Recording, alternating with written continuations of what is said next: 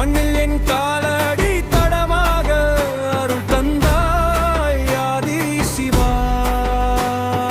மேல் சிகரத்தில் மேகமாய் நீ என்றும் அருள் புரிவாய் சிவனே. கருணை கடலே ஈஸ்வரனே, அழைத்தால் ஓடி வரும் அப்பா நீயே. சிவன் என் உள்ளம் தாங்கும் கல்லாலமே.